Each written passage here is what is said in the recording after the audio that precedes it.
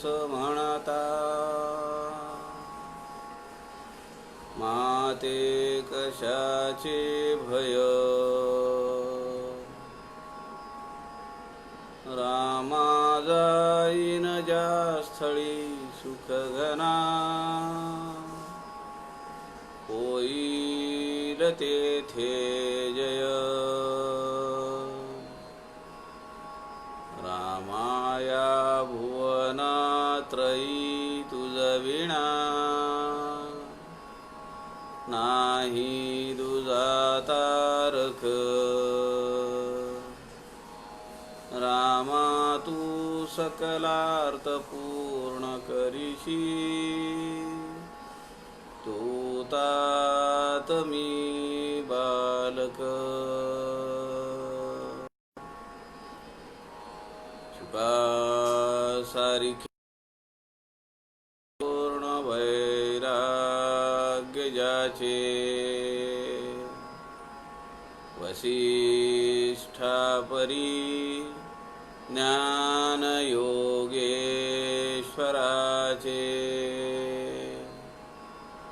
कवी वाल्मिकी सारिखा मान्य ऐसा,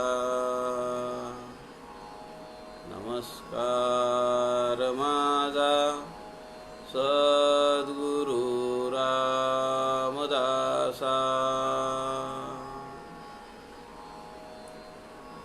मला वाटते अंतरी त्वा वसावे, तुझ्या दासबोधासी त्वा बोधवावे. अपत्या परी पाजवी प्रेमरसा, महाराजया सद्गुरु रामदासा. जय जय रघुवीर समर्थ सब संतन की जय.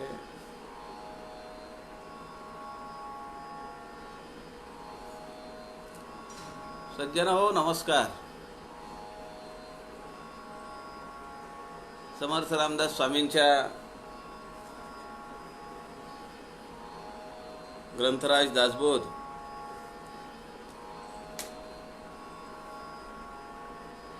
या अलौकिक ग्रंथातील समासांवर काही चिंतन करण्याचा, मनन करण्याचा आपण प्रयत्न करतो आहोत. आदरणीय प्रवीणजी शास्त्री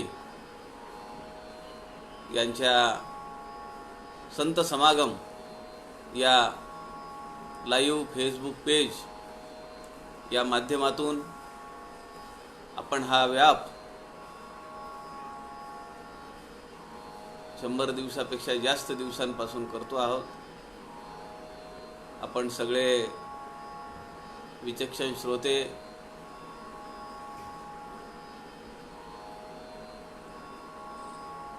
नेटाने सातत्याने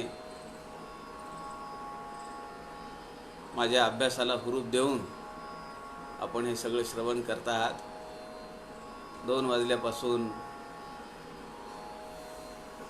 आपण फेसबुक पेज या माध्यमातून एवढे दिवस या ग्रंथाचा अभ्यास करण्याचा प्रयत्न आपण सगळे मिळून करतो आहोत. हे मोठं अलौकिक असं काम आहे. एक समाधान देणारं काम आहे, आनंददायी आहे आणि फार विरळ आहे. असं एवढे दिवस सातत्याने एक ग्रंथ घेऊन त्यावर एवढं विवेचन होत आहे. आपण ही सगळी मंडळी काही गोष्टी त्यातून मला टिपेद्वारे काही क्लू देऊन आपण समजावून सांगत असता. आपल्या सगळ्यांचे मी ऋण व्यक्त करतो. समर्थ रामदासांची ही खरंच कृपा आहे आपल्या सगळ्यांवर, की आपल्या सगळ्यांना सध्याच्या या कोरोना विषाणूच्या संसर्गाच्या पार्श्वभूमीवर आपल्या सगळ्यांना एक मोठा विचार, एक मोठा अभ्यास आणि अत्यंत सत्कर्मामध्ये आपला वेळ जातो आहे. एक वैचारिक, शारीरिक, मानसिक बळ देणारी, ऊर्जा देणारी ही घटना मागच्या आपण 100 दिवसापेक्षा जास्त 111 दिवस झाले आज आपण याचा अनुभव घेतो आहोत. सज्जनाहो, या 19व्या दशकामध्ये अनेक समाज हे ज्ञानी पुरुषांनी समाजाच्या उन्नयनासाठी, उद्धारासाठी, समाजाला पारमार्थिक क्षेत्राकडे घेऊन जाण्यासाठी तो ज्ञानी पुरुष, तो महंत समाजशरण वृत्तीनं आपलं जीवन व्यतीत करतो. त्यांनी काय काळजी घेतली पाहिजे, त्याची लक्षणं काय आहेत, तो कसा दिसतो, कसा बोलतो, कसा वागतो, कसा चालतो, कसा लिहितो. 19व्या दशकातला पहिला समास आहे लेखन, क्रिया, निरूपण. हा पूर्ण दशक अत्यंत महत्त्वाचा आहे. सामाजिक क्षेत्रामध्ये कार्यरत असणाऱ्या कुठल्याही कार्यकर्त्यांनी, पदाधिकाऱ्यांनी हा दशक अत्यंत काळजीपूर्वक वाचला पाहिजे, जेणेकरून त्याचं वैयक्तिक योगदान समाजाप्रती आणि त्या संघटनेप्रती नक्कीच उंचावेल आणि त्या योगे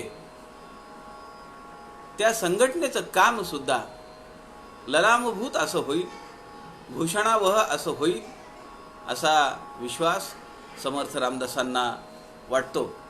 आणि म्हणून केवळ ज्ञानी पुरुष तो आपल्या संकुचित किंवा वैयक्तिक मोक्षाच्या स्वार्थापायी आपलं ज्ञान, आपला अनुभव हिमालयामध्ये बसून तो व्यर्थ घालवण्यापेक्षा त्यांनी समाजामध्ये राहिलं पाहिजे. आणि समाजामध्ये राहत असताना सुद्धा त्यांनी परब्रह्माशी आपली तदाकारता, अखंड अनुसंधान चालू ठेवलं पाहिजे. आणि जेव्हा वेळ पडेल तेव्हा पाण्यातलं कमलपत्र जसं बाहेर पडतं आणि त्याच्या अंगाला पाण्याचा थेंब सुद्धा लागत नाही, असं त्याला, त्या ज्ञानी पुरुषाला वागता आलं पाहिजे. गीतेमध्ये याला नाव आहे पद्मपत्र. पद्मपत्र मिवांभसा असं भगवान श्रीकृष्ण म्हणतात. आजचा जो समास आहे तो आहे दशक 19, समास 8, उपाधी लक्षण. समर्थ म्हणतात उपाधी म्हणजे विहित कर्म. मग त्यामध्ये प्रापंचिक उपाधी आहे, पारमार्थिक उपाधी आहे, सामाजिक उपाधी आहे. माझ्या वाट्याला आलेलं विहित कर्म, आता माझ्या वाट्याला काय कर्म आलेलं आहे ते मी यथास्थितपणे, व्यवस्थितपणे, लक्ष घालून, लक्षपूर्वक ते मी समर्पित करणे हे माझं परम कर्तव्य आहे. समर्थ म्हणतात उपाधी म्हणजे विहित कर्म म्हणून आलेली किंवा आपण पुढे होऊन स्वीकारलेली जबाबदारी. या समासामध्ये सुद्धा एखाद्याने समुदायाची किंवा सामाजिक क्षेत्रातली जबाबदारी सांभाळल्यानंतर त्यांनी कसं वागलं पाहिजे, समर्थ वेगळ्या शब्दांमध्ये पुन्हा ते आपल्याला समजावून सांगतात. समर्थ म्हणतात अधिकारी माणसाने, जो ज्ञानी आहे, अधिकारी आहे, अनुभवी आहे, अशा माणसाने आपला व्याप वाढवून संप्रदायाचं महत्त्व आणि गरज समाजामध्ये पेरली पाहिजे. आज आपण या लॉकडाऊनच्या काळात सुद्धा पारायण आहेत, पारायणांचे अनेक गट तयार झालेले आहेत. हजारो लोक पारायण करतायत. कुणी ज्ञानेश्वरीचं पारायण करताय, कुणी गजानन महाराजांच्या गजानन विजय ग्रंथाचं पारायण करताय, कुणी साई सच्चरित्र ग्रंथाचं पारायण करताय. आपण दासबोधाचं पारायण करतो आहोत. फेसबुकवरनं अनेक व्याख्यानं, अनेक प्रवचनं आपण ऐकतो आहोत. आपल्यापैकी बऱ्याच जणांनी ती सादर केलेली आहेत. आदिशक्ती ग्रुप असेल, दास म्हणे असेल, अनेक झूम मीटिंग असतील, गुगल मीटिंग आहेत, अनेक अभ्यास मंडळ आपण वाढवतो आहोत. समर्थांना हे अपेक्षित आहे.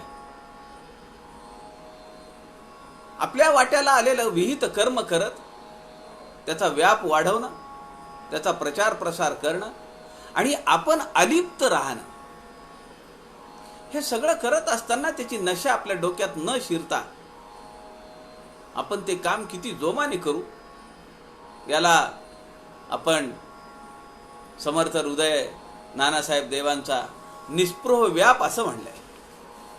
व्याप करायचा आहे, पण तो निस्पृह आहे. त्यामध्ये कुठेही अपेक्षा नाही, कुठेही स्वार्थ नाही, काही लिप्तता नाहीये, आसक्ती नाहीये. समर्थांनी या समासातल्या पहिल्याच ओवीमध्ये असा जो ज्ञानी पुरुष आहे, ज्याला समाजामध्ये संप्रदाय वाढवायचा आहे, अनेक साधक निर्माण करायचेत, अनेक उपासक निर्माण करायचेत, त्यांनी प्रवास केला पाहिजे. प्रवासाचं महत्त्व समर्थ रामदासांनी अनेक ठिकाणी ग्रंथराज दासबोधामध्ये सांगितलंय. आणि सामाजिक क्षेत्रामध्ये, सामाजिक चळवळीमध्ये काम करणाऱ्या कार्यकर्त्याला तर प्रवास आवश्यक आहे. प्रवासाशिवाय माणसांची ओळख होणार नाही, त्याची खरी ओळख होणार नाही. ओळख होणे वेगळे आणि खरी ओळख होणं त्याच्या घरी गेल्यानंतर, त्याच्याशी दोन शब्द बोलल्यानंतर, घरातला तो सगळा संस्कार, घरातली ठेवण, घरातल्या सदस्यांचे विचार हे जेव्हा समजतील तेव्हा त्या व्यक्तीची खरी ओळख होते. परिभ्रमणाने माणसं जोडली जातात, त्यांचे स्वभाव लक्षात येतात, नवीन कार्यकर्त्याचा शोध घेता येतो. अनेक प्रांतांमध्ये, अनेक राज्यांमध्ये त्यांच्या चालीरीती, बोलणं, खाण्याच्या पद्धती ह्या वेगवेगळ्या असतात, त्याचा अभ्यास होतो. अत्यंत आवश्यक असलेला सामाजिक क्षेत्रातल्या पदाधिकाऱ्यासाठी हा एक गुण आहे की जो म्हणजे प्रवास करणे. मी काल परवा म्हणालो की ग्राहक तीर्थ बिंदू माधव जोशी नेहमी म्हणत की चळवळीतल्या कार्यकर्त्याच्या पायाला भिंगरी असली पाहिजे, म्हणजे त्यांनी प्रवास केला पाहिजे, त्याच्या जिभेवर साखर असली पाहिजे, तो गोड बोलत असला पाहिजे. फिडीस फिडीस करून उपयोग नाही, चिडून उपयोग नाही, त्रागा करून उपयोग नाही, आणि त्याच्या डोक्यावर बर्फाची लादी असली पाहिजे. त्यांनी कायम शांत असलं पाहिजे. दासबोध सखोल अभ्यासच्या अधिष्ठात्री, संयोजिका परमपूजनीय अक्का स्वामी वेलणकर किती प्रवास करायच्या. विदर्भामध्ये, वऱ्हाडामध्ये त्यांची घरामध्ये, देवघरामध्ये प्रतिमा आहेत, फोटो आहेत. भागवताच्या निमित्ताने खेड्यापाड्यांमध्ये जायच्या. एवढा मोठा व्याप वाढवला. किती अभ्यास मंडळ उभी केली, किती कार्यकर्ते अभ्यासाला लावले दासबोधाच्या. पण यात कुठेही लिप्तता नाही. जायच्या अगोदर त्यांनी सूचना दिली. भागवत होत असताना, कथा होताना जर मी गेले तर कथा बंद नाही ठेवायची. आणि झालं तसंच. 1998ला दिवाळीच्या काळामध्ये त्यांचं नांदेडला आदरणीय माडेकर काकूंच्या घरी भागवत चालू होतं आणि चौथ्या दिवशी त्या गेल्या. धनत्रयोदशी दिवशी भागवत चालू झालं आणि चौथ्या दिवशी त्या गेल्या. त्यांच्या शब्दाप्रमाणे, त्यांच्या सूचनेप्रमाणे आदरणीय लीला काकू गाडगिळांनी पुढे 3 दिवस कथा चालवली. ज्यांनी शिवथर घडीला एवढी ऊर्जितावस्था आणली ते मामा गांगल. अहो, आज आपल्याला आश्चर्य वाटतंय की त्या ठिकाणी एवढी वैभव संपन्नता कशी आहे. शिवथर घडीमध्ये आज 200 माणसं राहू शकतील अशी व्यवस्था आहे. 24 तास गरम पाणी, चहा, नाश्ता, भोजन, राहण्याची व्यवस्था, रूम आहेत, कॉट आहेत. एवढी सगळी व्यवस्था तिथं उभे करणारे मामा गांगल आपलं सगळं कुटुंब महाडला सोडून घडीमध्ये राहिले. अहो, गेले ते सुद्धा पहाटेच्या वेळी गेले. सकाळची उपासना झाली कल्याण मंडपामध्ये, जिथं दररोज उपासना होते. पहाटेच्या वेळी 5:30ला उपासना असते.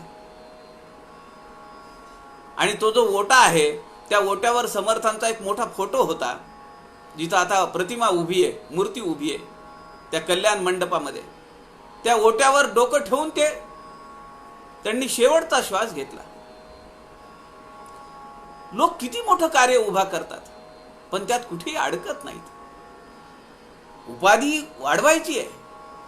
उपाधी मिळाली, पद मिळालं, जबाबदारी मिळाली, त्याचा यथायोग्य वापर केला पाहिजे.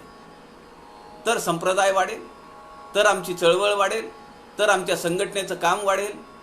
पण त्यात आपण अडकून पडता कामा नये. पुढे समर्थ या समासामध्ये म्हणतात की महंतांनी मोठी योजना लावून, योजना आखून एखादं काम उभं केलेलं असतं, विशेष काम. पण दुर्दैवानी त्याला खीळ बसते. ग्राहक तीर्थ बिंदू माधव जोशींनी राष्ट्रीय ग्राहक प्रबोधिनी उभा केली. राष्ट्रीय, भारतीय अशी नावं घेता येत नाहीत. आता नवीन कायद्यामध्ये बदल झाले, अशी नावं घेता येत नाहीत. पण त्यांनी ते नाव घेतलं, राष्ट्रीय ग्राहक प्रबोधिनी. त्यांच्या डोळ्यासमोर होतं की अनेक संस्थांमधले प्रशासनातले लोक इथे येतील, अभ्यास करतील आणि ग्राहकाभिमुख सेवा देण्यामध्ये त्यांना इथल्या शिक्षणाचा, इथल्या कोर्सेसचा फायदा होईल. त्यांनी मोठी योजना लावली ही, पण दुर्दैवाने त्याला खीळ बसली. समर्थ या समासामध्ये सांगतात की अशी मोठी योजना जरी लावली आणि ते जर काम यशस्वीपणे पुढे नाही आलं तर कार्यकर्त्यांनी नाउमेद होता कामा नये, पदाधिकाऱ्यांनी नाउमेद होता कामा नये. कारण आम्हाला माहिती आहे की ग्राहक पंचायतचे आध्वर्यू ग्राहक तीर्थ बिंदू माधव जोशी नेहमी म्हणत, हे ग्राहक पंचायत हे ईश्वरी कार्य आहे, हे विष्णूचं कार्य आहे. समर्थ वाङ्मयाचा प्रचार प्रसार हे रामाचं कार्य आहे, समर्थांचं कार्य आहे, ईश्वरी कार्य आहे. मग ह्याच्यामध्ये आपल्याला यश आलं त्याच्याने हुरळून जाता कामा नये. ते यश त्यांचं आहे. त्यात अपयश आलं, दुःख वाटायचं काय कारण आहे? ते अपयशही त्यांचं आहे. फक्त एक काळजी घेतली पाहिजे की मी यथाशक्ती यथामती प्रयत्न करण्यामध्ये चूक केली नाही. प्रयत्न मी केलेत. प्रयत्नापासून मी परांगत झालो नाही, मी पलायन केलं नाही. प्रयत्न करण्यामध्ये मी कसूर केली नाही, एवढं मात्र नक्की आहे. एवढं तत्व कार्यकर्त्यांनी, पदाधिकाऱ्यांनी पाळलं पाहिजे. तर आपल्याला जी जबाबदारी मिळालेली आहे ती जबाबदारी आपण निभावली असं आपल्याला मोठ्या अभिमानाने सांगता येईल. दशक 19, समास 8, उपाधी लक्षण. श्रीराम समर्थ श्रीराम. सृष्टीमध्ये बहुलोक, परिभ्रमणे कळे कौतुक. नाना प्रकारीचे विवेक, आढळो लागती श्रीराम. किती प्रपंची जन, अखंड वृत्ती उदासीन. सुख दुःखे समाधान, दंडळेना श्रीराम. स्वभावेची नेमक बोलती, सहजची नेमक चालती. अपूर्व बोलण्याची स्थिती, सकळासी माने श्रीराम. समर्थ म्हणतायत सृष्टीमध्ये बहु लोक, खूप लोक आहेत. समर्थ एका ठिकाणी म्हणतात, नभा माझी तारांगणे तैसे लोक. किती लोक आहेत? अहो, आपला देश 137 कोटी लोकांचा आहे. 11-11.5 कोटी महाराष्ट्राची लोकसंख्या आहे. सृष्टीमध्ये बहु लोक, परिभ्रमणे कळे कौतुक. पण घरामध्ये बसून समजेल का? परिभ्रमण केलं पाहिजे, प्रवास केला पाहिजे, तर ते लोक समजतील. समर्थ म्हणतात, एके ठाई बैसोन राहिला तरी मग व्यापची बुडाला. सावधपणे ज्याला त्याला भेटी द्यावी. एके ठाई बैसोन राहिला. कसं काम होईल, कशी संघटना वाढेल, कसा समर्थ संप्रदाय वाढेल. आमच्या रेखाताई गाडगीळ आहेत पुण्याला. चिंचवड, निगडी, देगाव, तळेगाव या 4 स्टेशन, लोकल स्टेशन, 4 टापू मधला अभ्यास वर्ग ते दरवर्षी घेतात. त्याचं नाव त्यांनी दिलेलं आहे चिनी देत. चिंचवड, निगडी, देगाव आणि तळेगाव, चिनी देत समर्थ मंडळ. सांगलीला अपर्णाताई अभ्यंकर आहेत. 3 दिवस समर्थ भक्तांचा मेळावा घेतात. त्याच्यासाठी नियोजन आहे, प्रवास आहे, निधी व्यवस्थापन आहे, आलेल्या बाहेरच्या लोकांचं खाणं, निवास, सगळ्या गोष्टी आहेत. किती करावं लागतं. अनेक कार्यकर्त्यांच्या भेटी घ्याव्या लागतात. समर्थ म्हणतात, प्रवास केल्याशिवाय काही समजणार नाही. नाना प्रकारचे विवेक आढळू लागतील. त्याच्याने काय होतं, एक मराठीत म्हण आहे ना, पंडित मैत्री केल्याने देशाटन, पंडित मैत्री सभेत संचार, मनुजा चातुर्य येतसे फार. आपल्याला जर विवेक वाढवायचा असेल, आपलं शहाणपण वाढवायचं असेल, चातुर्य वाढवायचं असेल, आपली हुशारी वाढवायची असेल, तर प्रवास केला पाहिजे. अनेक लोकांचे स्वभाव समजतात. समर्थ म्हणतात, पृथ्वीमध्ये देश नाना, फिरता उपवासी मरेना. कोणे एके ठाई जना, जड नव्हे. भिक्षा निरूपणात आलेली ओबी आहे. जिथं आपण जाऊ तिथं काही कमी पडत नाही. काय लागतं, 2 वेळचं जेवण, नाश्ता, चहा, संपला विषय. उगेची बसता काय घडे, फिरणे विवरणे. फिरलं पाहिजे, विवरलं पाहिजे. म्हणून समर्थ म्हणतात, सृष्टीमध्ये बहुजन, बहु लोक, परिभ्रमणे कळे कौतुक. हे सगळं कौतुक आहे, तर ते प्रवासाने समजतं.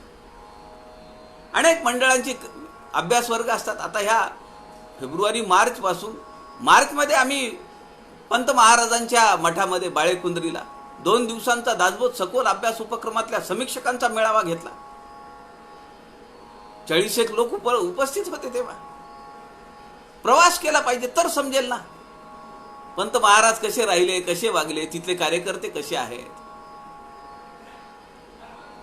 प्रवास केला पाहिजे. किती प्रपंची जन, अखंड वृत्ती उदासीन. लोकांचे प्रकार आहेत. कितीतरी प्रपंची लोक आहेत. काही लोक उदासी आहेत. त्यांना प्रपंचामध्ये ते उदास वृत्तीनं वागतात. लिप्त नाही आहेत, आसक्त नाही आहेत.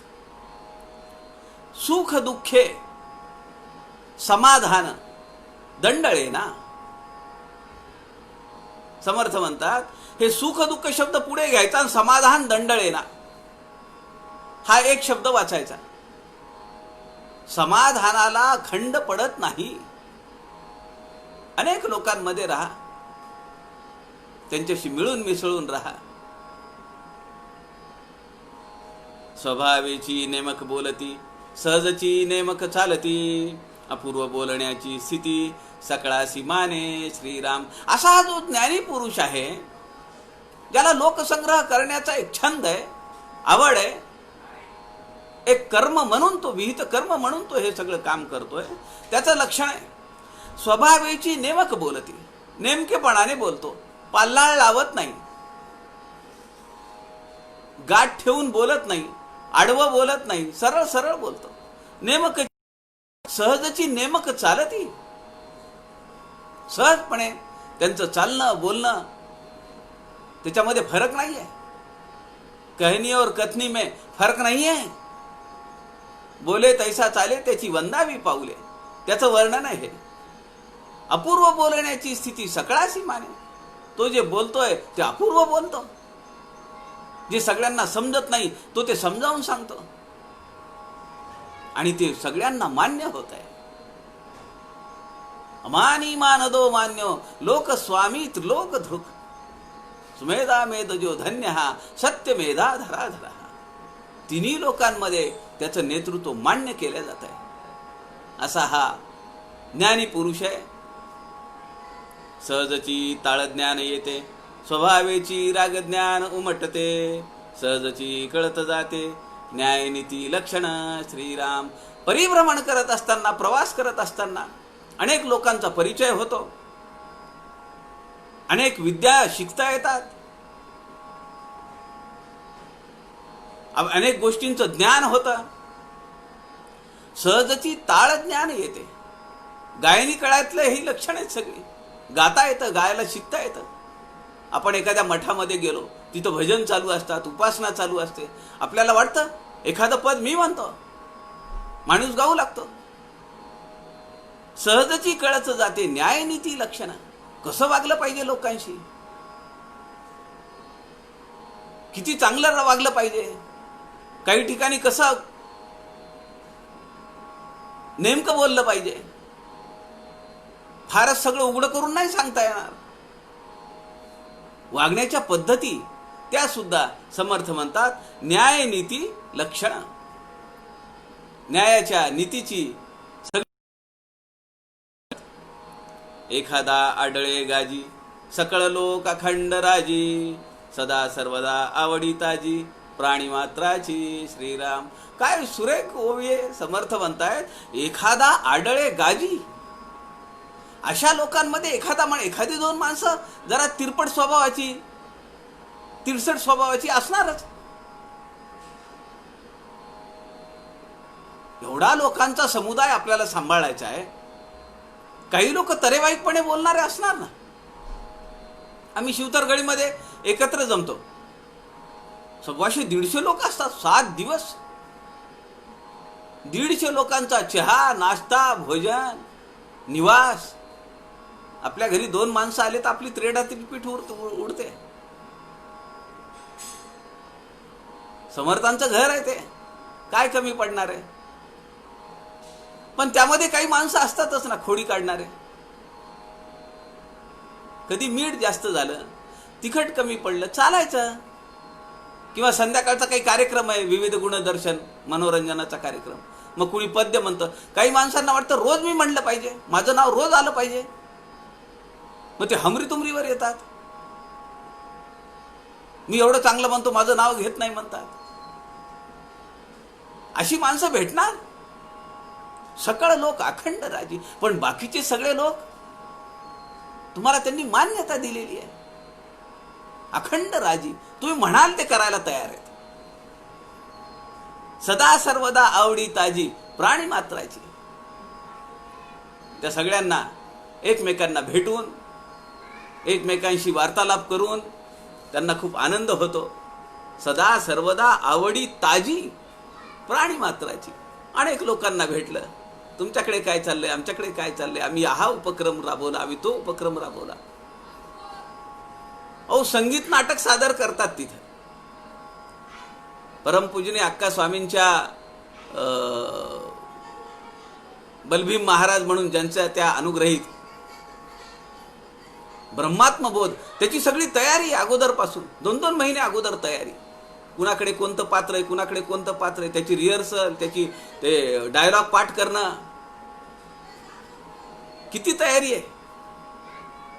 आणि अशा लोकांना, एका विचाराने भारलेली लोक ही सगळी, कधी एकदा कोजागिरी पौर्णिमा येईल असं वाटतं, आणि कधी एकदा आपण शिवथरघळीत जाऊ. हा ग्रंथराज दासबोध ज्या ठिकाणी निर्माण झाला, ज्या ठिकाणी समर्थ रामदासांनी जन्म दिला, त्या ठिकाणी जावं, तिथल्या नीरव शांततेचा अनुभव घ्यावा, तिथल्या त्या पवित्र स्पंदनांचा अनुभव घ्यावा. हे भाग्य आहे. चुकोन उदंड आढळते, भारी मनुष्य दृष्टी सपडते, महंताचे लक्षण वाटते अकस्मात श्रीराम. अशी मंडळी मिळवत असताना, अशा साधकांना एकत्र घेऊन बसलेला असताना समर्थांचं लक्ष किती आहे बघा. फार सुरेख ओवी आहे, अर्थपूर्ण ओवी आहे. समर्थ म्हणताय, चुकवणं उदंड आढळते. उदंड लोक समुदाय झालेला आहे. आज हजारो लोक दासबोध सखोल अभ्यास केलेले आहेत. लाखो लोक समर्थांच्या वाङ्मयाचा अभ्यास केलेले आहेत. महाराष्ट्रात, महाराष्ट्राच्या बाहेर, मध्य प्रदेश, राजस्थान, बेंगलोर, हिमाचल प्रदेश, आंध्रा, कर्नाटक. उदंड लोक, चुकून उदंड आढळते, भारी मनुष्य दृष्टीस पडते, महंताचे लक्षण से वाटते अकस्मात. ऐसा आढळता लोक चमत्कारे गुणग्राहिक, क्रिया बोलणे नेमक प्रत्ययाचे. जी मंडळी एकत्र आलेली असतात त्यामध्ये एखाद्याला स्पार्क असतो. अरे हा हिरा आहे, याला पैलू पाडले पाहिजेत, असं त्या श्रेष्ठांना वाटतं. जे व्यवस्थापन पाहत असतात त्यांना वाटतं. कार्यकर्ता चुणचुणीत आहे, त्याला अभिमान नाहीये, वय लहान आहे, किती पुढे पुढे होऊन काम करतो. मग अशा एखाद्या व्यक्तिमत्वाला हेरता आलं पाहिजे. समर्थ इथं म्हणतात, चमत्कारे गुणग्राहिक. तो काय गुणांचा ग्राहक आहे आणि चमत्कारिक गुणांचा ग्राहक आहे, किंवा त्याचं गुणग्राहकता हे जे लक्षण आहे ते चमत्कारिक आहे. त्याला त्याच्या पदाचा, त्याच्याकडे असलेल्या धनाचा, संपत्तीचा अभिमान नाहीये, ज्ञानाचा अभिमान नाहीये. त्याला माहिती आहे हे समर्थांचं काम आहे, समर्थांचं काम करण्यासाठी मी इथं आलेलो आहे. आपल्या सगळी पदं, आपली सगळ्या बिरुदावल्या, समाजामध्ये असलेलं आपलं स्थान, सगळं पायऱ्यावर चढत येताना घडीच्या एका एका पायरीवर आपण आपल्या उपाध्या ठेवल्या पाहिजेत. निसंग होऊन वर आलं पाहिजे कल्याण मंडपात. आणि आपल्या सोबत असलेलं फक्त सामान ते आपल्या रूममध्ये ठेवेपर्यंत, हॉलमध्ये ठेवेपर्यंतच राहिलं पाहिजे. पुन्हा तर एकटंच फिरावं लागतं 7 दिवस तिथं, काही सामान नाही सोबत. भारी मनुष्य दृष्टीस पडते, महंताचे लक्षण से वाटते अकस्मात. मला एक प्रसंग आठवतो यावरून. परमपूजनीय दादा पांडुरंग शास्त्री आठवले. आम्हाला बिंदुमाधव जोशींनी एकदा सांगितलं की दादांची आणि त्यांची भेट झाली, आणि दादा थकत चालले होते. तेव्हा ते बिंदुमाधव जोशींना म्हणाले की तुमची फार मोठी चळवळ आहे, पण तुमच्यासारखा व्युत्पन्न माणूस, मोठ्या घराण्याचा वारसा लाभलेला आहे. म्हणजे बिंदुमाधव जोशी हे पुण्यातल्या पेशव्यांचे उपाध्ये असल्यासारखेच. म्हणजे किती वर्षापासून ते घराणं तिथं आहे हे लक्षात घ्या. त्यांचे पंजोबा योगाचार्य होते. अशी फार मोठी परंपरा असलेलं. तर पूजनीय दादांनी तीर्थरूप ग्राहक तीर्थ बिंदुमाधव जोशींना सांगितलं की हा जो स्वाध्याय परिवार आहे ह्याच्यामध्ये तुम्ही लक्ष घाला. पण बिंदुमाधव जोशींचं तत्व ठरलेलं होतं, 1 लाईफ 1 मिशन. दुसरा एक प्रसंग आहे, म्हणजे आपल्याला आपण वाढवलेला व्याप कुणातरी चांगल्या हातामध्ये देण्याचं कसब आहे, ती सुद्धा ईश्वरी कृपा आहे. पुढे वारसा चांगला लागणं आणि ती चळवळ वाढत्या चढत्या आलेखानी चालत राहणं हा मोठा भाग्याचा क्षण आहे. एक प्रसंग असा आहे, पूजनीय दादा बेड रिडन होते, शेवटचे दिवस होते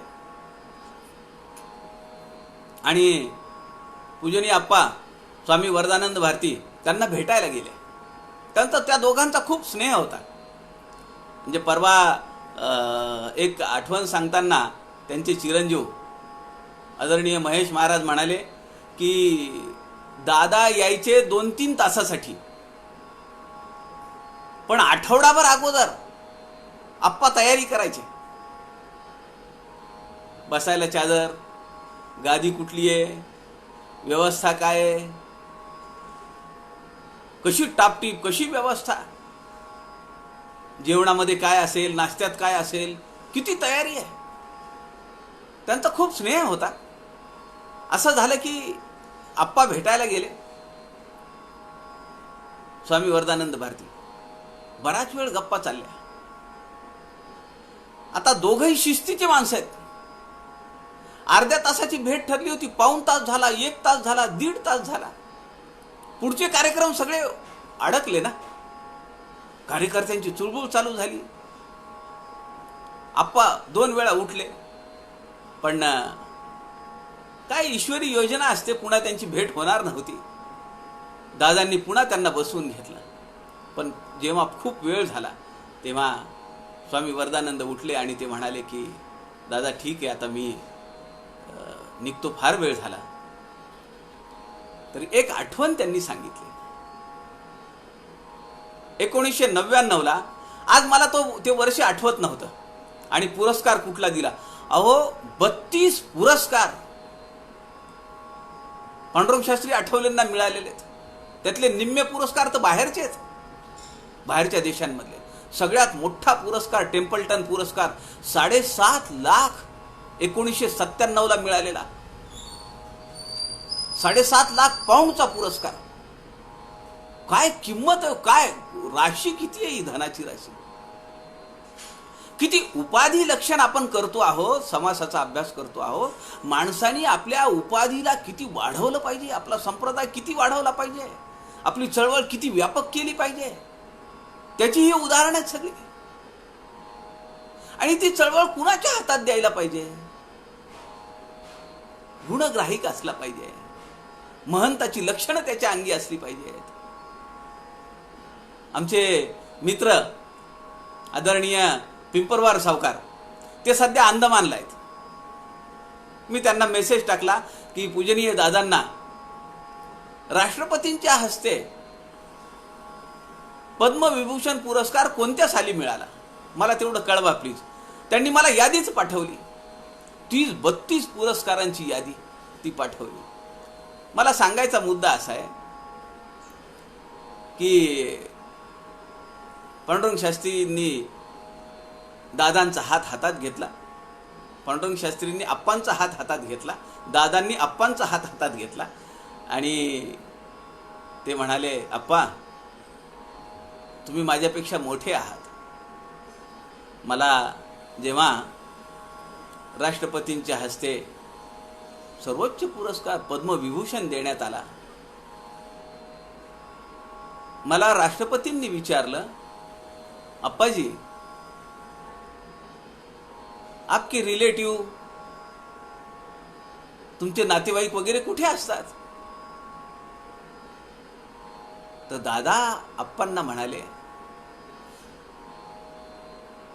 स्वामी वरदानंद भारतींना, ते म्हणाले, अप्पा मी राष्ट्रपतींना म्हणालो की मला माझे थोरले बंधू आहेत आणि ते नांदेड जिल्ह्यातल्या गोरठ्यामध्ये राहतात.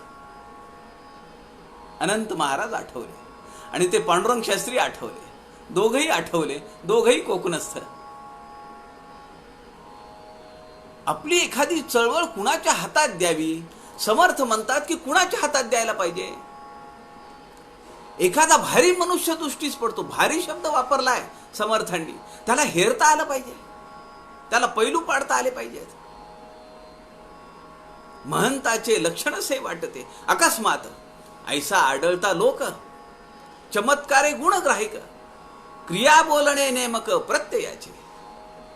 सकळ अवगुणामध्ये अवगुण, आपले अवगुण वाटती गुण, मोठे पाप करंटपण चुके ना की श्रीराम.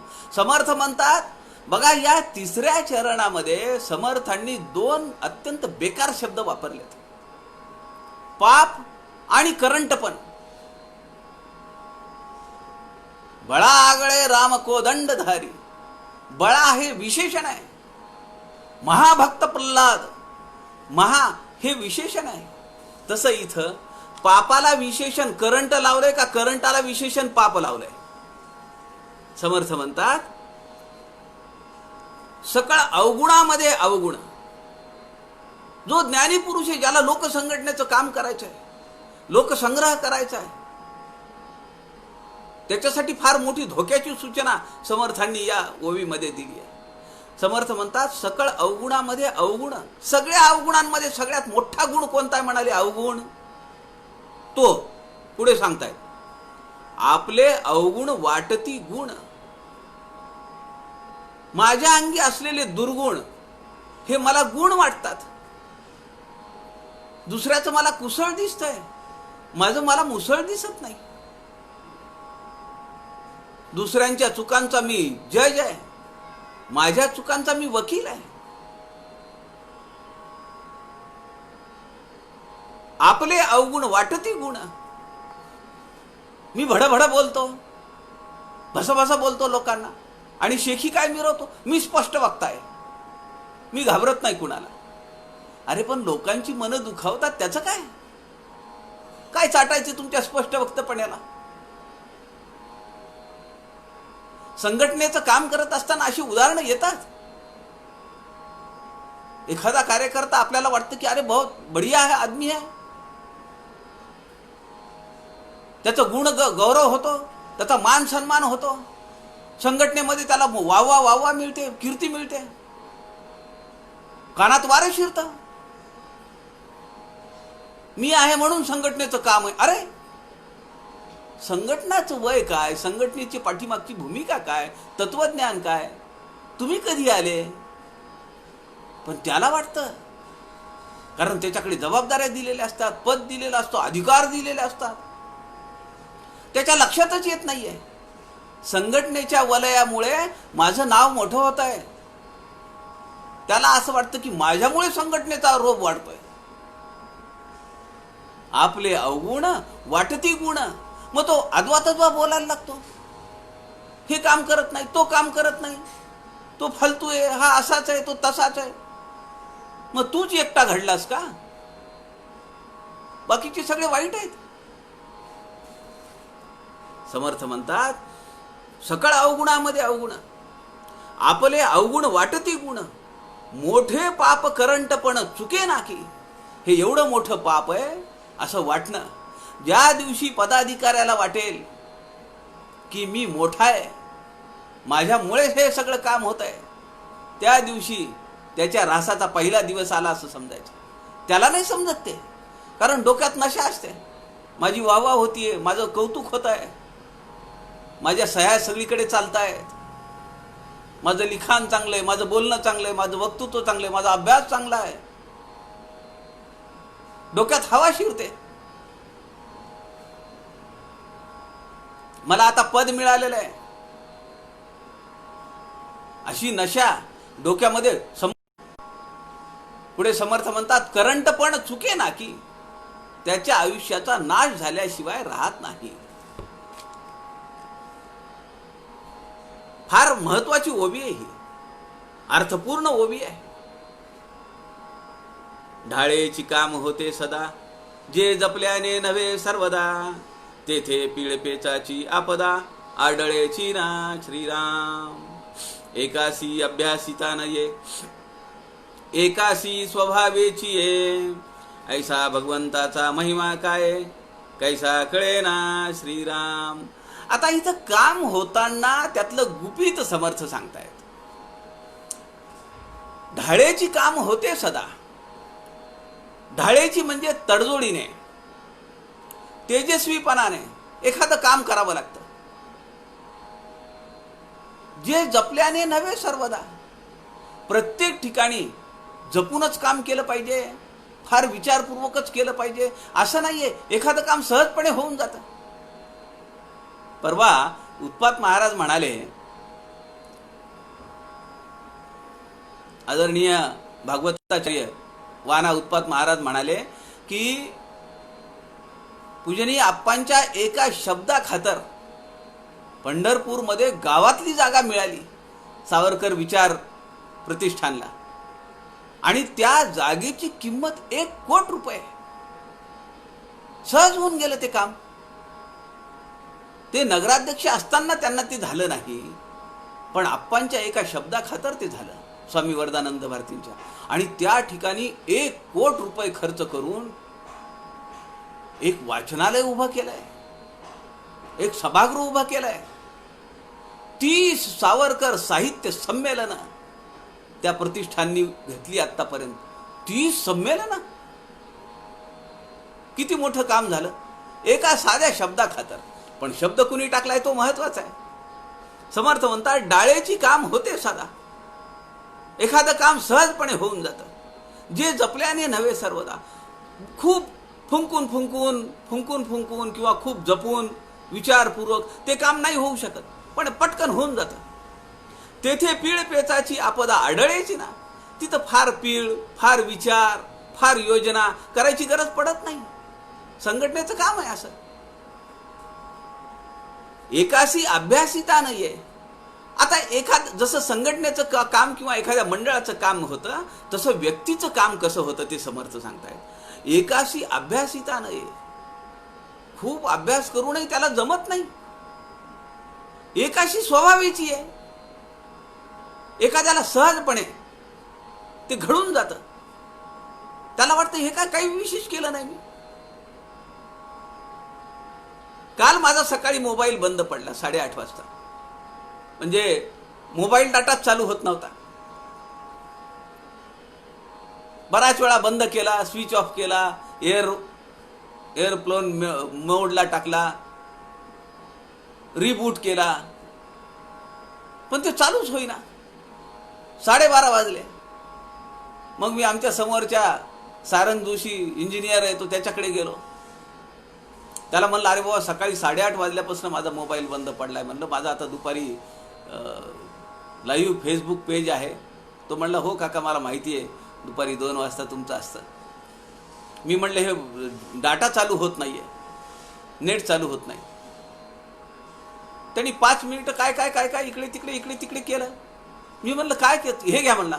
म्हणलं काय केलं, काय केलं नाही म्हणलं, सगळं ऑनच आहे की म्हणला. मी म्हणलं अरे चालू होत नव्हतं, काय काही होतं म्हणलं एखाद्या वेळी. मी अभ्यास करून मला ते जमेना. कालच्या या ओवीची प्रचिती काल मी घेतली. असं आपल्या आयुष्यात बऱ्याच वेळा होतं. एकाशी अभ्यासिता नाहीये, एकाशी स्वभावाची आहे. ऐसा भगवंताचा महिमा काय कैसा कळे ना. ही भगवंताची ही ईश्वरी कृपा आहे. एखाद्याला सहज होऊन जातं, एखाद्याला आयुष्य गेलं तरी ते गाठता येत नाही.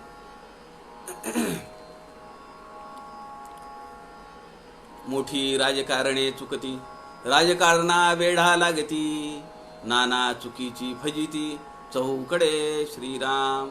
या कारणे चुको नये, म्हणजे उदंड उपाये, उपायाचा अपाये, चुकता होये श्रीराम. काय चुकले ते कळेना, मनुष्याचे मनची वळेना, खवळला अभिमान गळेना, दोहीकडे श्रीराम. अहो समर्थांनी या समासामध्ये काय काय सांगितलंय आपण विचार केला पाहिजे. म्हणजे मला फार आश्चर्य वाटतं की एवढा सूक्ष्म अभ्यास 350 वर्षाखाली जनसामान्यांची मानसिकता एवढी कशी हेरता आली आणि ती शब्दबद्ध करून ठेवली. आत्ता आपण अनुभव घेतलाय काही वर्षामध्ये राजकारणातला. आता हे काही राजकारणाचा संबंध आहे का इथं? पण काय ओवी आहे समर्थांची? मोठी राजकारणे चुकती.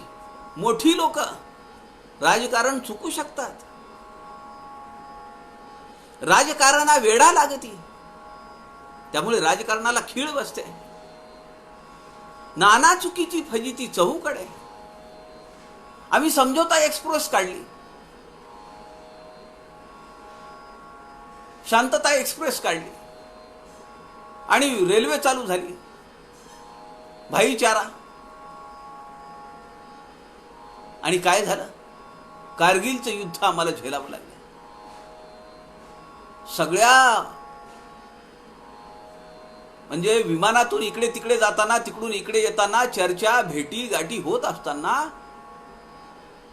अत्यंत दुर्गम भागामध्ये पाकिस्तानच्या छावण्या उभ्या राहत होत्या. आणि इकडे समझोता एक्सप्रेस, तुझ्या आणि माझ्या गळा गुंफू मोत्यांच्या माळा. ते कारगिलचं युद्ध झेलावं लागलं आम्हाला. किती लोक कामी आले. आत्ताची घटना आहे ना, काही वर्षाखालची, सगळ्या जगामध्ये आमची वाहवा होतीये. काय नेतृत्व मिळाले भारताला, काय भारत पुढे चाललाय. आणि पुलवामाचं हत्याकांड झालं. ही खीळ बसलेली आहे. समर्थ म्हणतात, किती सूक्ष्म निरीक्षण आहे समर्थांचं. मोठी राजकारणे चुकती. त्या काळामध्ये समर्थांना हे सगळं अनुभवलेलं आहे. समर्थांनी 5 मुसलमानी सत्ता या अखंड हिंदुस्थानावर राज्य करत होत्या. कसा दगाफटका होत होता, कसा अत्याचार होत होता. आपलेपणाने कसे लोकांना अत्याचार सहन करावे लागत होते. आपलीच माणसं आपल्यावर अत्याचार करायची. कशासाठी? सत्ता मिळेल, सरदारकी मिळेल. युगधर्म निरूपणामध्ये समर्थांनी आपल्याच माणसांवर आसूड ओढलेत का नाही? तो बादशाह म्हणे रात्रभर तर होऊन पहाटे उशिरा उठायचा, सकाळी उशिरा उठायचा, पहाटे कसल्या, आणि खिडकीमधून पाय बाहेर सोडून झोपी जायचा पारोसा. आणि आमची मंडळी त्या पाण्यामध्ये आंघोळी करायची, पवित्र पाण्यामध्ये, आणि पाण्यात ओलेतानी उभे राहायचे. खाविंदांचे पाय कधी बाहेर येतील आणि त्यांना पायांना स्पर्श करून मग घरी जायचे. समर्थ म्हणतात, मोठी राजकारणे चुकती, राजकारणा वेढा लागती, त्यामुळे खीळ बसते. जी एक स्पीड मिळालेली असते त्याला खीळ बसते. नाना चुकीची फजिती चहूकडे, या कारणे चुको नये म्हणजे उदंड उपाय. उपायाचा अपाय चुकता होय. काही वेळा असं होतं, उपाय करत असताना तोच अपाय होतो. ज्या माणसाकडे आपण सगळी सूत्र द्यावीत त्यांनीच आपल्या पाठीत खंजीर खुपसावा.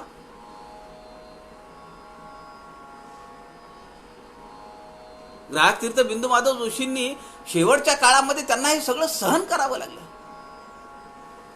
ज्या लोकांना त्यांनी कार्यकर्ता म्हणून घडवलं, ती मंडळी उलटली. कशासाठी? सदाशिव पेठेमध्ये असलेलं कार्यालय हस्तगत करण्यासाठी, एखादं पद मिळवण्यासाठी,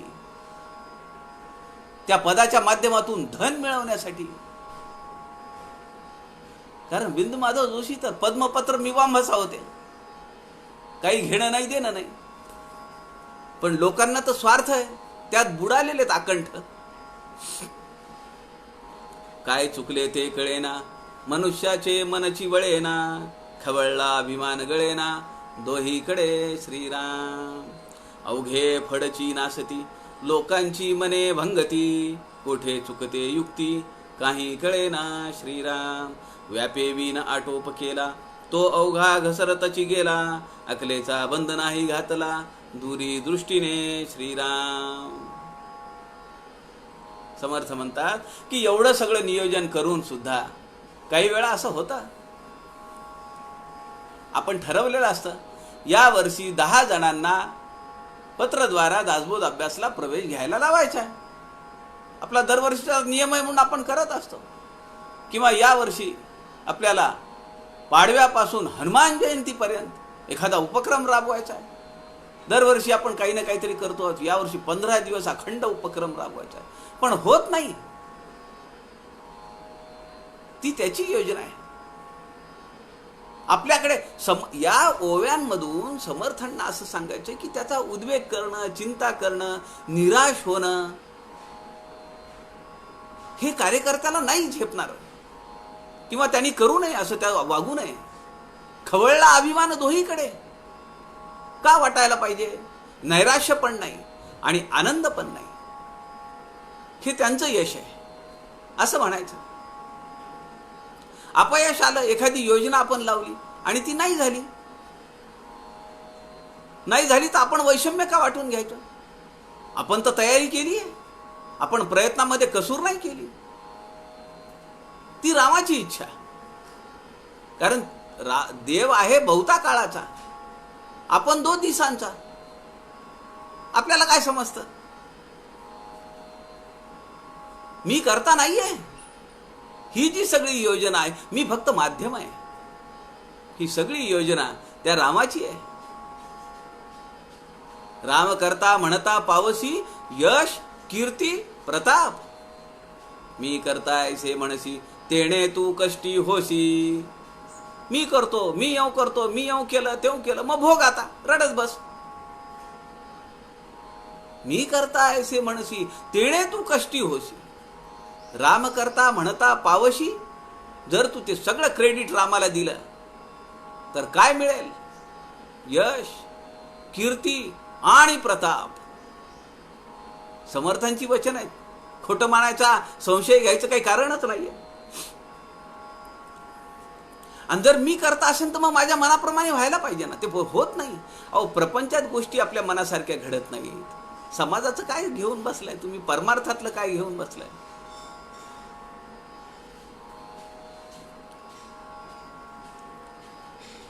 व्यापे वीण आटोप केला, तो अवघा घसरताच गेला.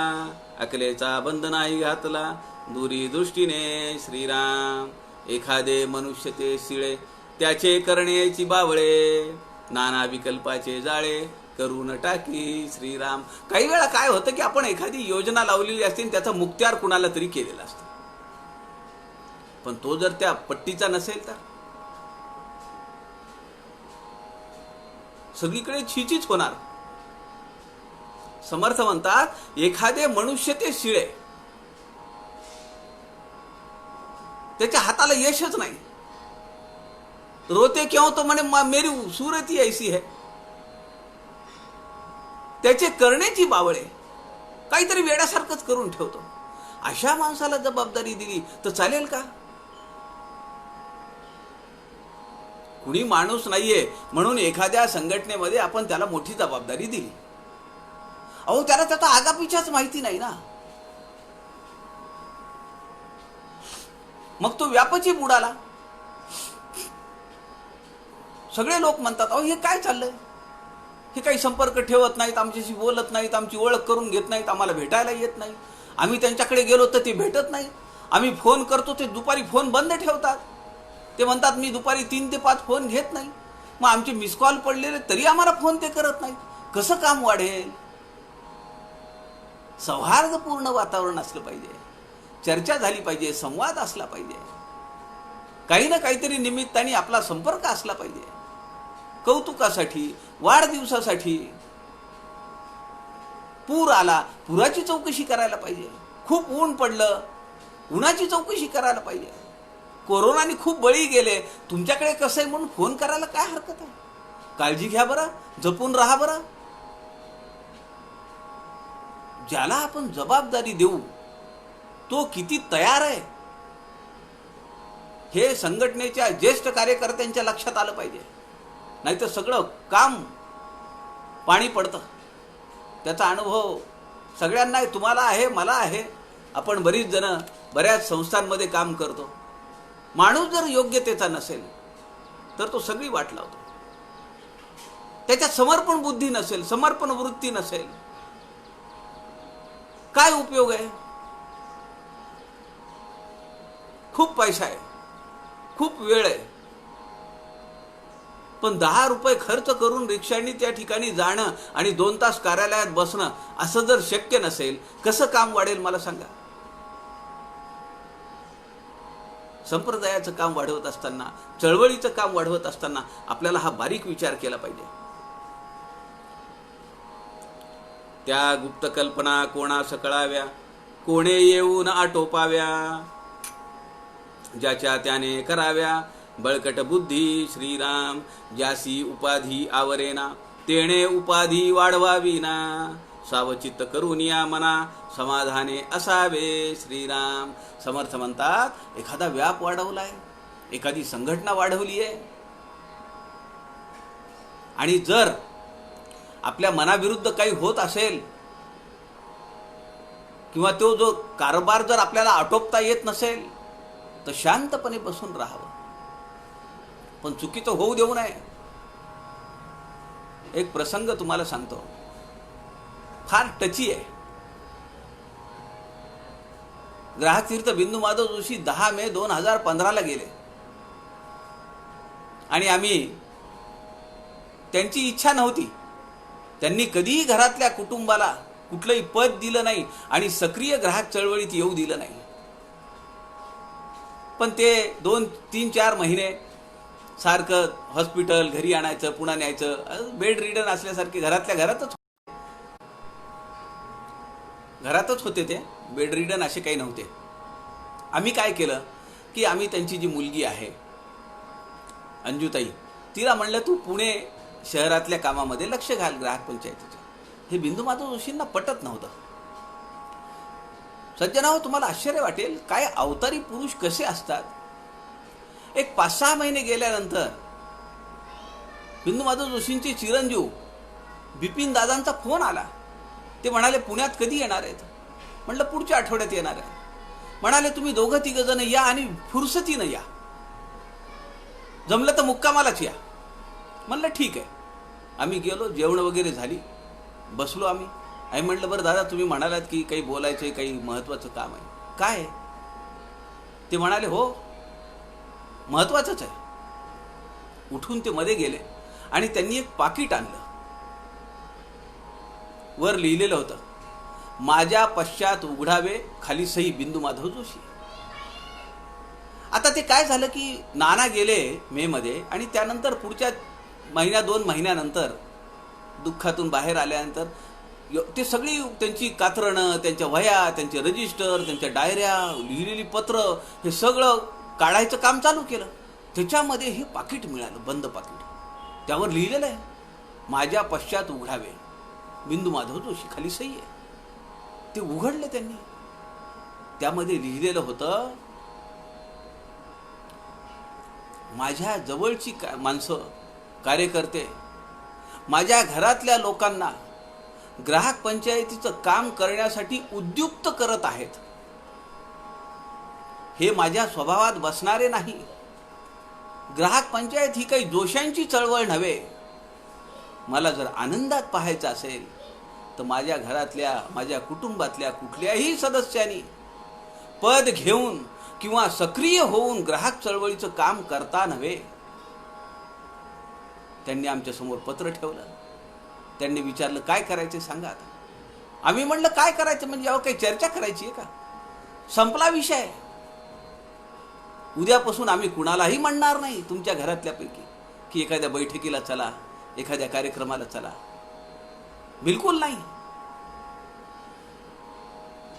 आपण एखादी चळवळ उभी करतो, देशव्यापी चळवळ उभी करतो, पण मी म्हणत नाही की माझ्या घरातल्या माणसाला त्या चळवळीचं प्रमुख पद द्या. उलट मी म्हणतो की मला जर आनंदात पाहायचं असेल तर माझ्या घरातल्या माणसांनी या चळवळीमध्ये येता कामा नये. काय निस्पृहता आहे. कशी उपाधी वाढवली पाहिजे, कसा व्याप वाढवला पाहिजे. ज्वलंत उदाहरण आहे आम्ही पाहिलेलं.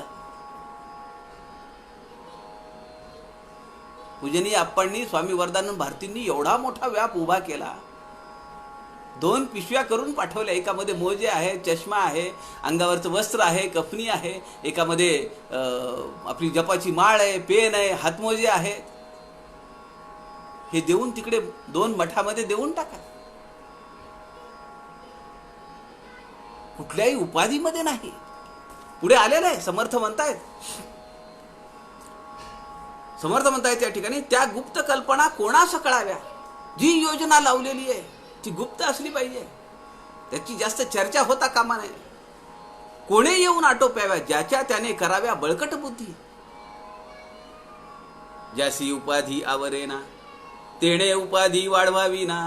सावचित्त करून या मना, समाधाने असावे श्रीराम. आपल्याच्यानी जर व्याप होत नसेल तर लोकांना त्रास देण्यात अर्थ नाहीये. आपल्याकडे एखादी जबाबदारी आली आहे, एखादं पद आलंय आणि ते जर निभावता येत नसेल, आपण असं कर्तृत्व दाखवलं पाहिजे की मागच्यापेक्षा आपण काहीतरी वेगळं केलंय, काहीतरी अद्वितीय केलंय, काहीतरी चांगलं केलंय, बरं केलंय, असं असलं पाहिजे. आहे त्याच्यावर पाणी फिरवण्यात काय अर्थ आहे. धाव धाव उपाधी वेष्टी, आपण कष्टी लोकही कष्टी. हे कामा नये गोष्टी, कुसुमुसेची श्रीराम. समर्थ म्हणतात लोकांमध्ये कुसमुस वाढते. लोक कर्णोपकर्णी बोलतात. कशाला यांना त्या पदावर बसवलंय, कशाला त्या खुर्चीवर बसवले, कशाला यांना अधिकार दिले. बघा ना त्यांचं बोलणं काय, वागणं काय, चालणं काय. कशी लोक सांभाळतील हे. आलेली लोक दूर चालली आहेत त्यांच्या वागण्यामुळे, बोलण्यामुळे नाराज होत आहेत लोक. लोक बहुत कष्टी झाला, आपणही अत्यंत त्रासला. व्यर्थची केला गलबला, कासयासी श्रीराम. मग त्याला नैराश्य येतं. तो त्या उपाधीत अडकून पडलेला आहे. तो सोडत नाही उपाधी. माझ्या माहितीतली एक संस्था आहे, फार मोठी संस्था आहे. त्या अध्यक्षांना चालता येत नव्हतं. बदलले आता ते काय बोलतायत ते समोरच्याला समजत नव्हतं. समोरचा माणूस काय बोलतोय ते त्यांना ऐकायला येत नव्हतं. तरी पण ते पदावरून हलत नव्हते. काय माणसाची लिप्तता आहे, काय आसक्ती आहे. मठ करून ताठा करू नये समर्थ म्हणतात. त्याच परंपरेत हे असं पाहायला लागावं. लोक बहुत कष्टी झाला, आपणही अत्यंत त्रासला. व्यर्थची केला गलबला, कासयासी. कशासाठी गलबला केला, कशासाठी एवढी मरमर केली. लोकांना त्रासासाठी. संगतीच्या लोकांचा भोग ठेला. करू नये असं काम. आपल्या ज्याने होत नसेल तर आपण बाजूला निघून जावं. व्याप आटोप करावा. जैसा व्याप तैसे वैभव समर्थ सांगतात. पण तो जर संताप होत असेल तर व्याप आटोप करावा, आपण बाजूला निघून जावं. लोकापासी भावार्थ कैचा, आपण जगवावा तयांचा. शेवट पंढर कोणाचा, पडोची नये श्रीराम. उलट अशा ज्ञानी पुरुषांनी, अशा ज्याच्याकडे मोठी जबाबदारी आहे, त्यांनी कुणाचीही कमी पडता कामा नये, कुणाचं उणं पडता कामा नये. आपल्याला माहिती आहे चाफळ मठामध्ये जेव्हा जेव्हा समर्थ असत निवासाला, तेव्हा सकाळी चाफळ मठाचा परिसर झाडून काढत समर्थ. मला तुम्ही सांगा, शिष्यांची काही वानवा होती का? झाडू मारणाऱ्यांची काही कमी होती का? गावकऱ्यांची सेवा करण्यासाठी काही कमी होती का? पण समर्थ स्वतः झाडून काढत. अंतरात्म्याकडे सकळ लागे, निर्गुणी हे काहीच न लगे. नाना प्रकारीचे दगे, चंचळामध्ये श्रीराम. समर्थ म्हणतात जे चंचळ आहे, जे माया आहे, भूलभुलैया आहे, पद मान मानधन अहंकार, ह्याच्यामध्ये जो अडकून पडेल त्याचं काही खरं नाही. नाना प्रकारीचे दगे चंचळामध्ये. जेवढं आपण चंचळाकडे झुकू, जेवढं आपण चंचळाकडे आकृष्ट होऊ, तेवढे दगा धोके तेवढे जास्त धोके. विहित कर्म करत राहावं, पण अनुसंधान कुठे असलं पाहिजे? निश्चळाकडे असलं पाहिजे, चंचळाकडे नाही. विहित कर्म करायचंय, मन लावून करायचंय, व्याप वाढवायचा आहे. पुढे समर्थ म्हणतायत उपाधीच विस्तरावे, उपाधीत न सपडावे. काय कॉन्ट्राडिक्टरी स्टेटमेंट आहे? म्हणून समर्थ म्हणतात अंतरात्म्याकडे सकळ लागे. आपलं सगळं ध्यान, अभ्यास मंडळ उभं केलंय, पारायणाची मंडळं उभी केली आहेत, गट स्थापन झालेले आहेत, अनेक लोक उपासनेला लागलेले आहेत. पण आपण कुठे आहोत?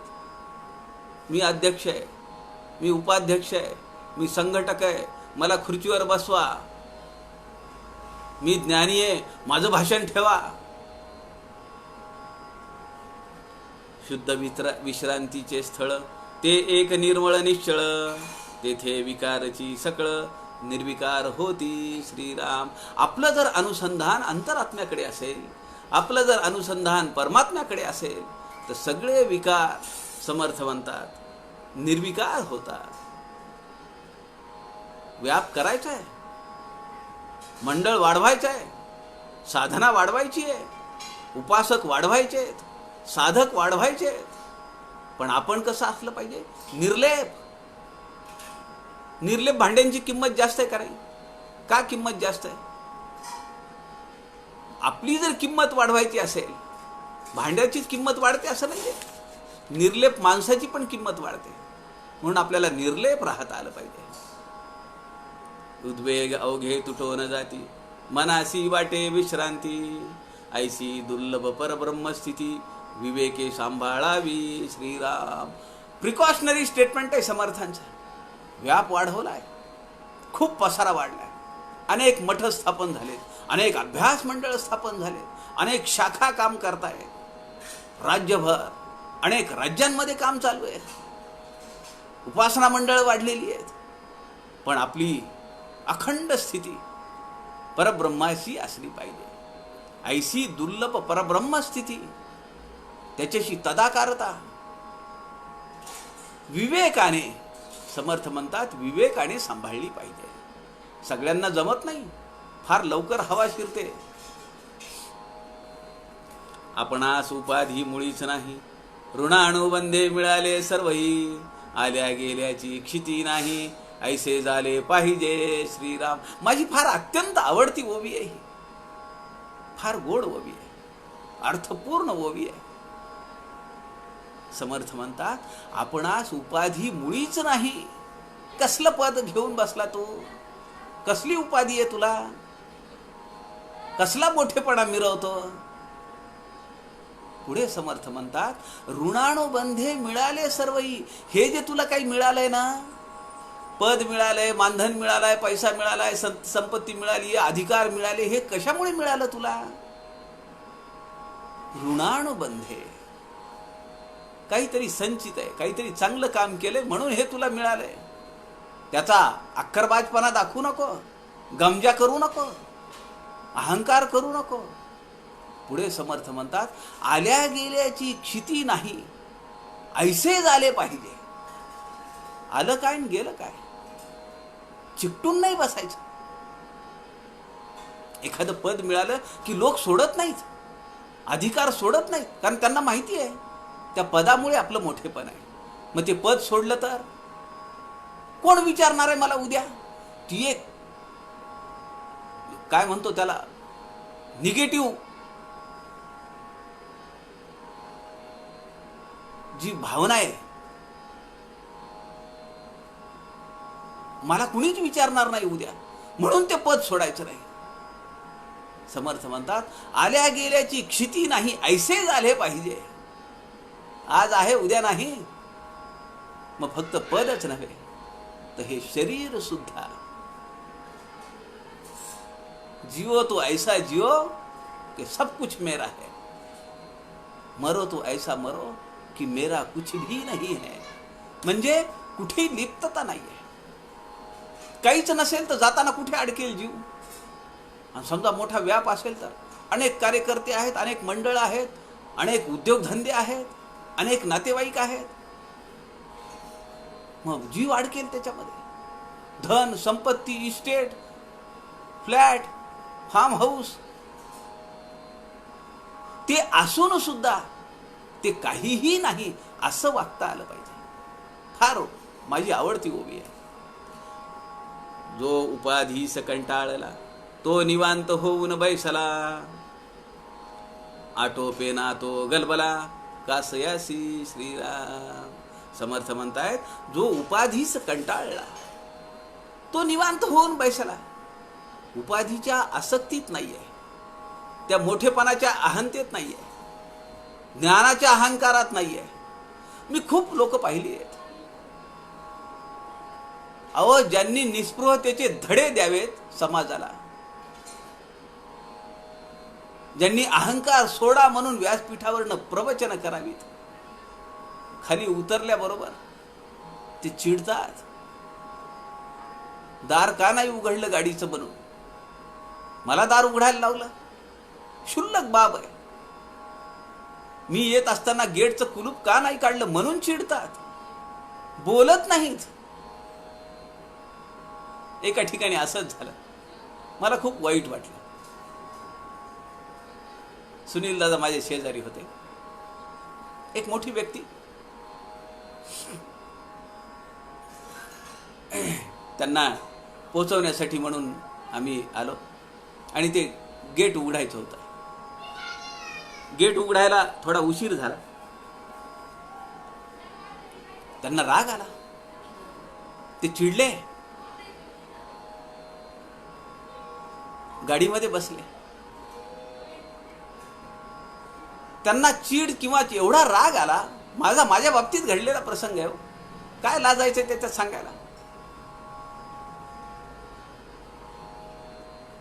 ते त्यांनी माझ्याकडे पाहिलंच नाही, गाडी निघाली तरी. मला खूप वाईट वाटलं, माझ्या डोळ्यात पाणी आलं. बाजूला सुनील दादा उभे होते. मला म्हणाले काय झालं. मी म्हणलं बघा ना, साधी गोष्ट आहे, पण तेवढ्यासाठी म्हणलं ते किती रागात आले आणि त्यांनी जाईपर्यंत माझ्याकडे चेहरा सुद्धा नाही केला, माझ्याकडे पाहिलं सुद्धा नाही. सुनील दादांनी खांद्यावर हात ठेवला. ते म्हणाले हे आदर्श जीवन आहे. म्हणले हे आदर्श जीवन आहे कसं म्हणता तुम्ही. मी जरा उसळून बोललो. सुनील दादांकडे आपला अधिकार होता तेवढा. मी म्हणलं काय म्हणता दादा तुम्ही, हे कसलं आदर्श जीवन आहे. ते म्हणाले आदर्श म्हणजे असं ह्याच्यासाठी म्हणतोय की आपण आपल्या जीवनामध्ये असं वागू नये भविष्यामध्ये, हा त्याचा धडा आहे. काय, मी थक्क झालो. खरं आहे ना, असं याच्यातून बोध घेतला पाहिजे. आपणही जर तसंच वागू लागलो तर मग आपल्यात त्यांच्यात आपल्यात अर्थ काय, कशासाठी हा अभ्यास करायचा. अहंकार सोडा म्हणायचा, सत्तेचा, साधनांचा, संपत्तीचा, ज्ञानाचा, आणि एकीकडे त्याच्यावरच जगायचा. म्हणून समर्थ म्हणतात जो उपाधीस कंटाळला तो निवांत होऊन बैसला, आटोपेना तो गलबला कासयासी. आपल्याच्याने होत नसेल आपण बाजूला जावं.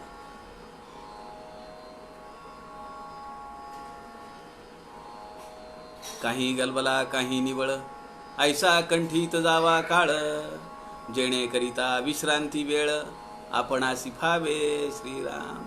समर्थ म्हणतात फार लोकांतामध्ये राहून चालत नाही, व्याप वाढवायचा, पण कुठेतरी आपण एकांतात बसायला पाहिजे. जयास एकांत मानवला सर्वाधिक कळे त्याला.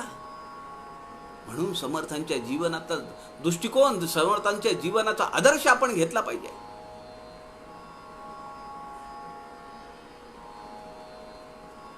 एका गावामध्ये खूप दिवस राहिले, लोकांचा मोह निर्माण झाला, आदर निर्माण झाला, प्रेम निर्माण झालं, स्नेह निर्माण झाला. ते बंद सगळे सप सप सप कापायचे आणि समर्थ न सांगता गुहेमध्ये जाऊन बसायचे, जंगलात निघून जायचे. काही गलबला काही निवळ. गलबला म्हणजे लोकांत, निवळ म्हणजे एकांत. पाणी निवळतं केव्हा, जेव्हा ते शांत असतं तेव्हा. काही गलबला काही निवळ, ऐसा कंठीत जावा काळ, जेणेकरिता विश्रांती वेळ आपणासी फावे. विश्रांती म्हणजे काय? दुपारची झोप आहे का? फार दिवसभर काम झालं, बैठका झाल्या, आता मला 2 तास झोपू द्या, असं नव्हे. विश्रांती म्हणजे आपली विश्रांती ह्याच्यासाठी की स्वस्वरूपी विश्रांतीस जावे. समर्थांनी दासबोधात काय सांगितलंय? विश्रांती कुठे घ्यायची आहे? बेडरूम मध्ये घ्यायची आहे का? गादीवर घ्यायची आहे का? विश्रांतीस स्वरूपी जावे. स्वस्वरूपाचं चिंतन, परब्रह्मस्वरूपाचं चिंतन, त्याची प्रचिती, त्याच्याशी तदाकारता. लोकांमध्ये राहत असताना सुद्धा आपली साधना ही अव्याहतपणे चालू ठेवली पाहिजे. कोणती साधना? जी विश्वपाळिती झाली ती साधना. कोण आहे विश्वपालक? त्याच्याशी तदाकारता, त्याच्याशी अखंड अनुसंधान हे टिकवून ठेवता आलं पाहिजे.